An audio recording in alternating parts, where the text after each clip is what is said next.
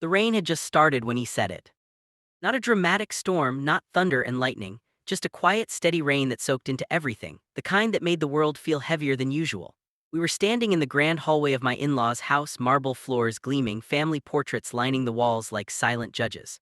My wife, Isha, stood beside me, clutching my arm so tightly I could feel her nails through my sleeve. Her father, Malik Rahman, didn't raise his voice. He didn't need to, his words were sharp enough.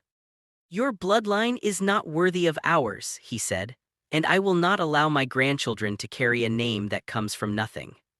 For a moment, I thought I had misheard him. I had grown up in a small rented house, the son of a school teacher and a tailor. We had never been rich, but we had been honest, hardworking, and proud.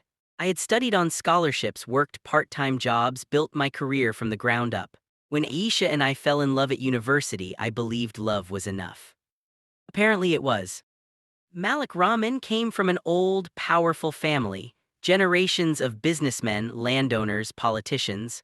Their name opened doors. Their gatherings were filled with people who spoke about stocks, properties, and influence as casually as others spoke about the weather. From the beginning, he had tolerated me, not accepted me. That evening, after dinner, he asked to speak to me alone. Aisha insisted on coming with us. He allowed it, perhaps knowing his words would wound her too.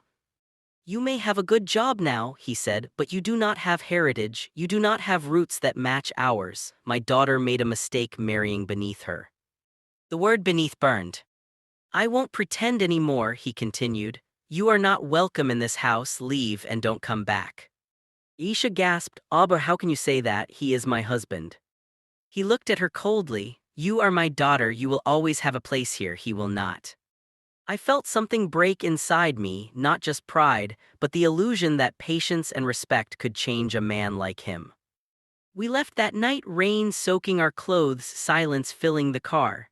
Isha cried softly, apologizing again and again, though none of this was her fault. "I'm sorry," she whispered. "He's wrong, he doesn't see who you really are." I squeezed her hand. "One day he will."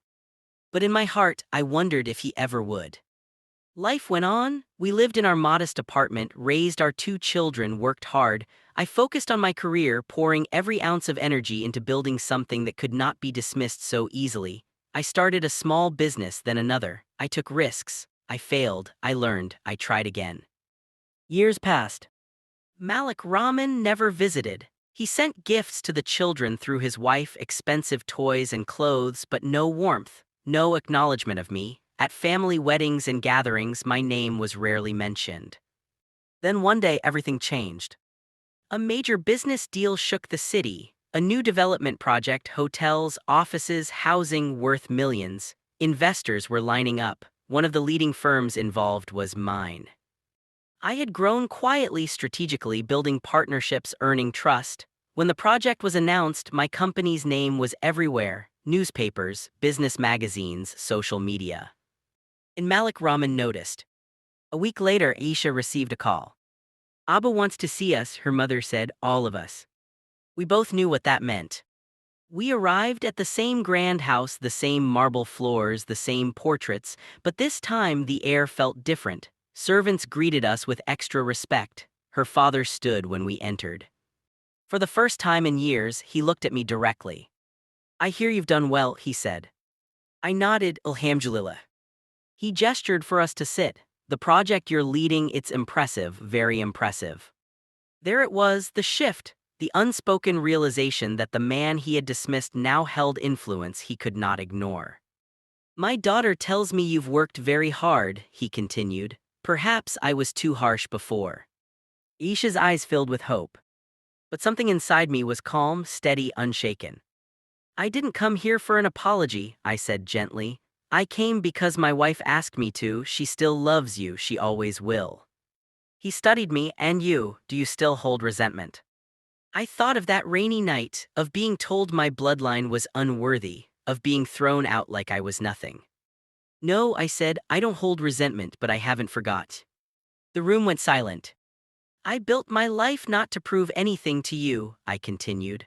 "I built it for my family, for my children, so they would never feel small, so no one could ever tell them they came from nothing."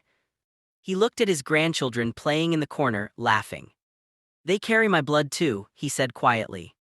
Yes, I replied, and they carry mine, the blood of people who taught them honesty, resilience, and dignity. That is worth more than any name. For the first time, his expression softened, not with pride, but with something closer to humility.